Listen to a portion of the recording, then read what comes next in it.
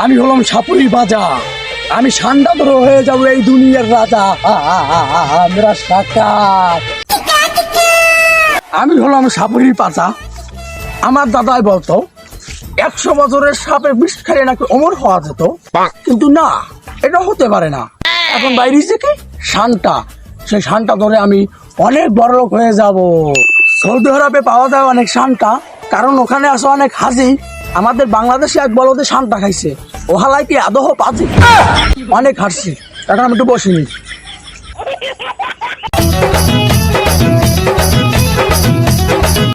ওয়াল্লাহ এতদিন জানতাম ঠান্ডা থাকে সৌদি আরবে, এখন দি বাংলাদেশে মোর এই বাঘের মধ্যে দায় পড়ছে। এখন আমি কি করি, যে করি ও করি ঠান্ডার ধরতে সাপুরিতে রান যায়নি।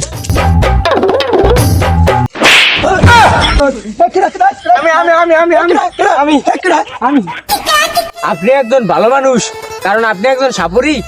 আমাকে বাগানে একটা ঠান্ডা পাওয়া গেছে, যদি আপনি ধরতে পারেন আপনার খাওয়াবো একটা বেলপুরি। কি বললি? আমার স্বপ্ন তো পূরণ হতে যাচ্ছে। আমি হলাম সাপুরি বাজা, আমি ঠান্ডা ধরে হয়ে যাবো এই দুনিয়ার রাজা। মেরা সাকার। চল বর্ষ, তোর শানটা কি এখানে? জি বাবা, এখানেই আমি দেখছিলাম। তুই কি শিওর? জি বাবা, এখানেই দেখছিলাম। সত্যি এখানে আছে? হ্যাঁ। তাহলে তুই যা, আমি এখন মরণ বিন বাজাবো শান্তা ধরার জন্য। জানি না আমি বাঁচে কিনা, আমি শুরু করিলাম।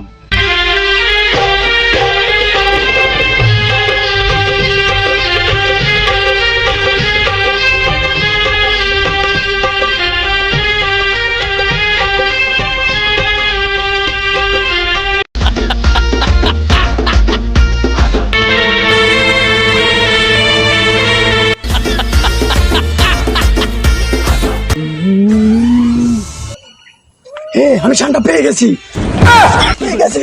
শিষ্য তো কোথায়? তুই কই বর্ষ? তুই কই? আমি তো ঠান্ডা ধরে আছি। বর্ষ দেখ। আরে বোকাচোদা সাপুরি, তোকে আমি ধরতে বলছিলাম সৌদি আরবের ঠান্ডা, তুই বাংলাদেশি পাটা ঠান্ডা ধরলি কেন?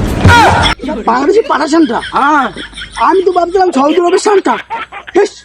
আমি এটাকে ধরছি।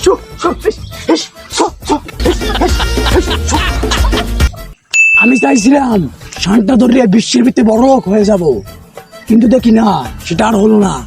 বাংলাদেশি পাটা শানটা ধরতে যাইয়া আমি নিজেই বড় শান্তা হয়ে গেলাম।